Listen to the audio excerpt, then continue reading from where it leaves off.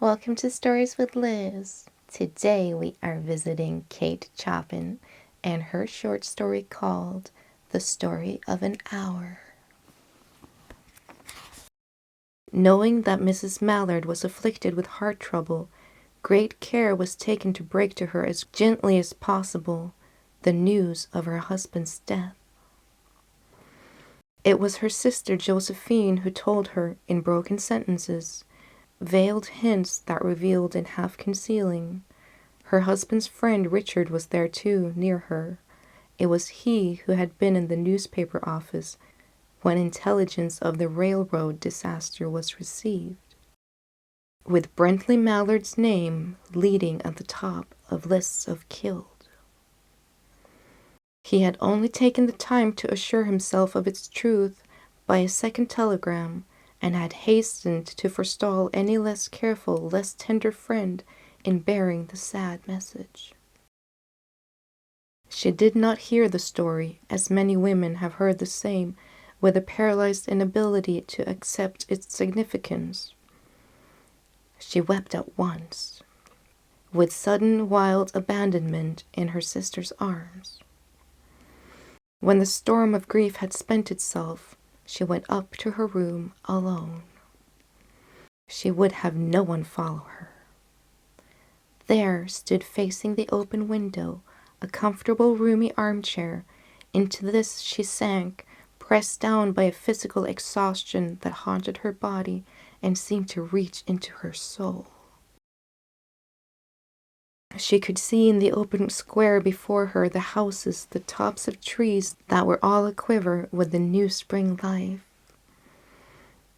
The delicious breath of rain was in the air. In the streets below a peddler was crying his wares.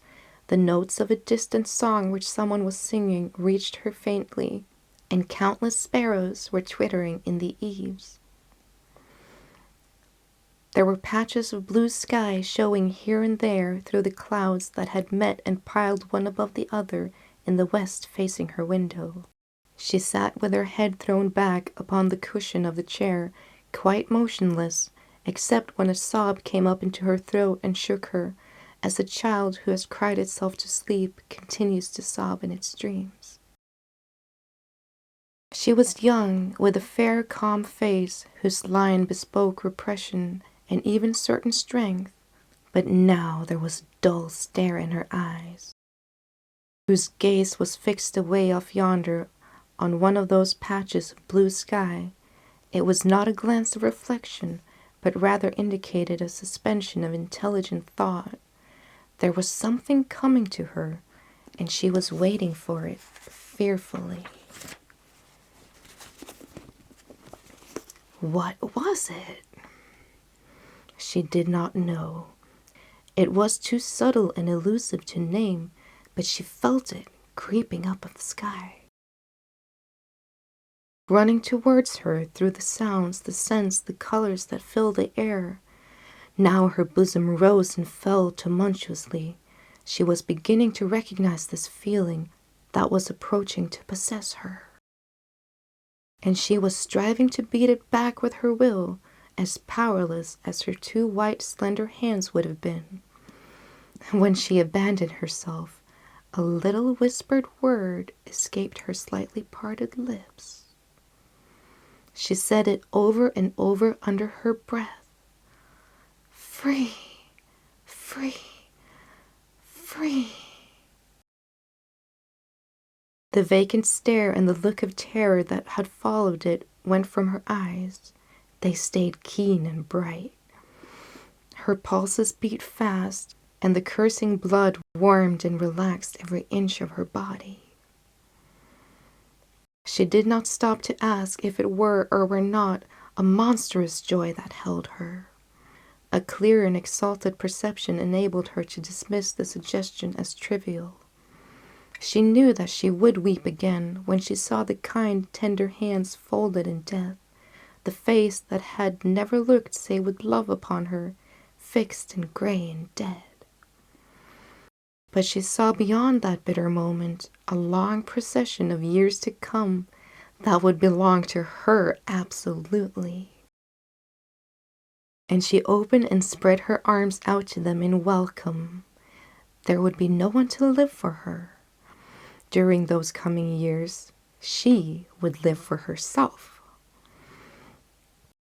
There would be no powerful will bending hers in that blind persistence with which men and women believe that they have the right to impose a private will upon a fellow creature. A kind intention or a cruel intention made the act seem no less a crime as she looked upon it in that brief moment of illumination. And yet she had loved him, sometimes. Often she had not. What did it matter? What could love, that unsolved mystery, count for in the face of this possession of self-assertion which she suddenly recognized as the strongest impulse of her being? Free, body and soul, free, she kept whispering. Josephine was kneeling before the closed door with her lips to the keyhole, imploring for admission. Louise, open the door, I beg. Open the door. You will make yourself ill. What are you doing, Louise? For heaven's sake, open the door.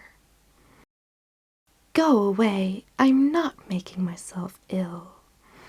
No, she was drinking in the very elixir of life through that open window. Her fancy was running right along those days ahead of her, spring days and summer days and all sorts of days that would be her own. She breathed a quick prayer that life might be long.